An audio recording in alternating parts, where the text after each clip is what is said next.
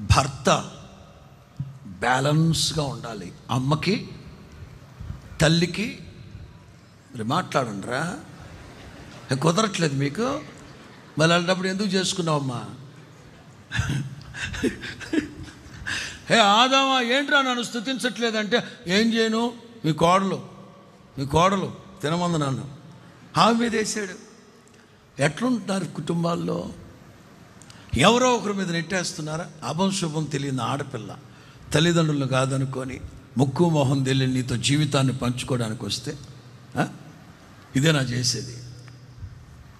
ప్రతిదీ ఆడపిల్ల మీద వేసేయడమేనా? ప్రతిదీ అమ్మాయిని అబాస్పాలు చేయడమేనా? ఎన్నో ఆశయాలతో అడుగు పెట్టుంటుంది కదా ఆడకూతురు. బ్యాలెన్స్ చేయి. తల్లికి చెప్పాల్సింది తల్లికి చెప్పు, భార్యకి చెప్పాల్సింది భార్యకి చెప్పాలి, చెల్లికి చెప్పాల్సింది చెల్లికి చెప్పాలి. బ్యాలెన్స్ చేయాలి. దానికి ప్రార్థన కావాలి, జ్ఞానం కావాలి, జ్ఞానం పొందుకోవాలి.